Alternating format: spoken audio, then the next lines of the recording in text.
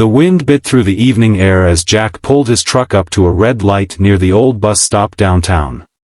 His two kids giggled in the back seat, clutching juice boxes, unaware of the quiet figure sitting on the metal bench just ahead.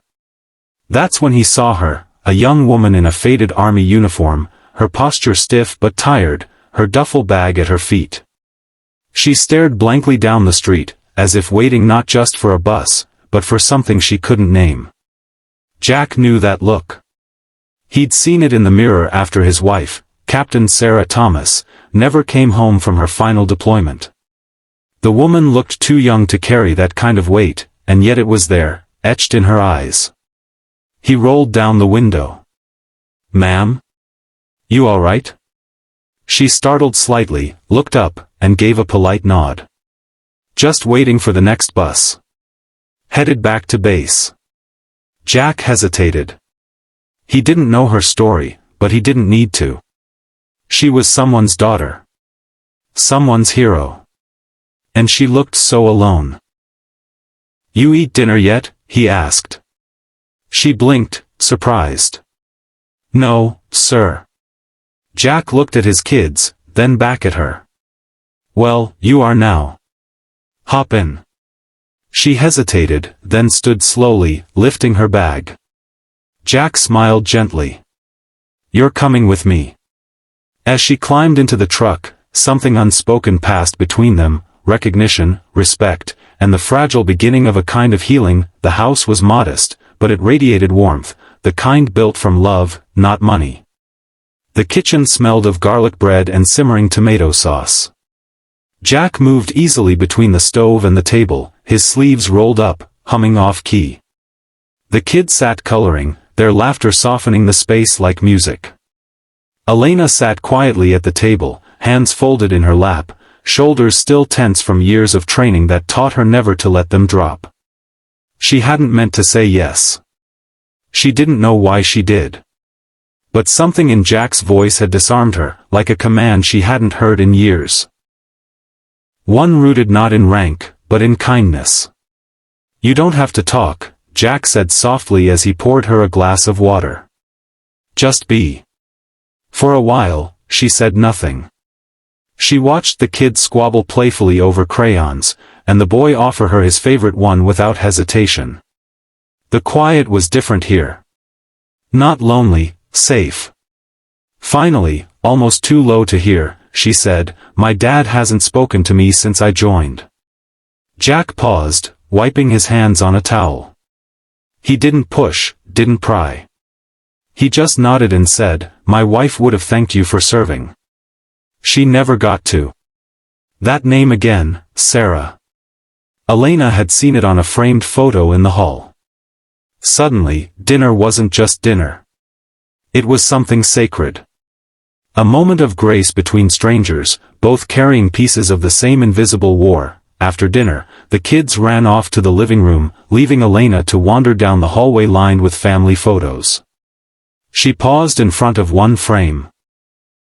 An image of a smiling woman in uniform, arms wrapped around two toddlers, sunlight catching the edge of her name tag, Captain Sarah Thomas.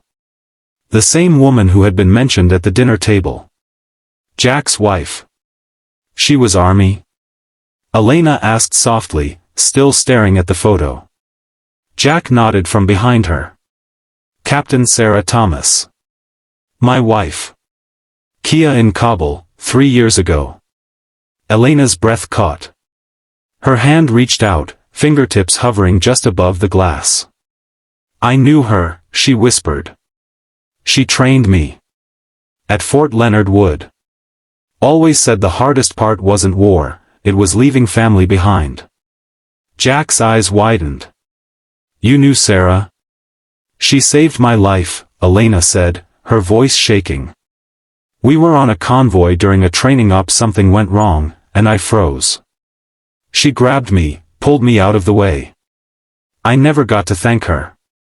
The hallway went silent except for the faint laughter of Jack's children drifting from the next room. In that moment, the distance between them collapsed. Not just soldier and widow, but people forever tied by sacrifice. Jack placed a hand on her shoulder, steady and warm. Then maybe you already have. Neither of them said anything else. They didn't need to. A silent thread had been tied between them, of grief, of grace, and something deeper still. The next morning arrived too soon, wrapped in soft golden light and the quiet hum of waking suburbia.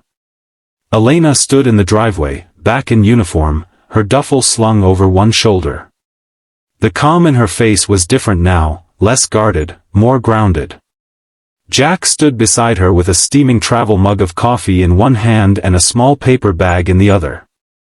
The screen door banged open, and the kids came running out in their pajamas, barefoot and full of energy. "You're leaving already?" the little girl asked, eyes wide.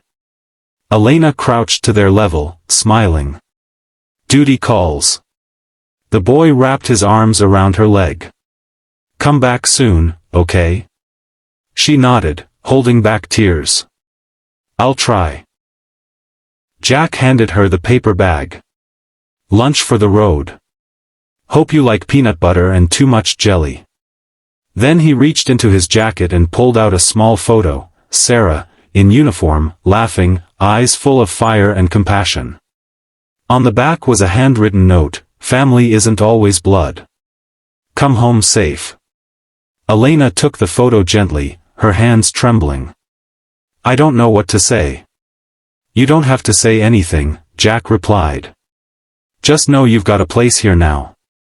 For a long second, she just looked at him, then at the kids, then down at the photo. Something in her heart shifted, like a wound learning how to close. She gave a final salute, not of protocol, but of promise. Then she turned and walked toward the bus stop, no longer alone. 2 months passed like the slow turn of a page. Jack's days settled back into routine, packing school lunches, fixing leaky faucets, reading bedtime stories. Life moved forward, but Elena's visit lingered like a soft echo in the corners of the house. He often glanced at the hallway photo of Sarah, now joined by the memory of another soldier who'd found brief shelter under their roof. Then, one crisp morning, Jack opened the mailbox and found a letter postmarked from overseas. The handwriting was neat, but he recognized the name instantly, Private Elena James. He stepped inside, sat at the kitchen table, and unfolded the letter. "Dear Jack, I didn't realize how much I needed a place like yours until I walked into it. I've stayed in dozens of barracks, slept in airports and bus stations, but I've never felt at home the way I did that night. You and your kids reminded me of the world I thought I'd lost, the part worth protecting. Your wife, she gave her life to defend it. You're carrying that light now, whether you know it or not. Thank you for the peanut butter sandwich, for your kindness, and for treating me like more than just a uniform. When I return, I hope there's still a seat at your table." Jack folded the letter, eyes misting, and looked out the window where his kids played in the yard. He smiled, whispered, "Always." And in that moment, the world felt just a little softer, a little kinder, like hope had come home again.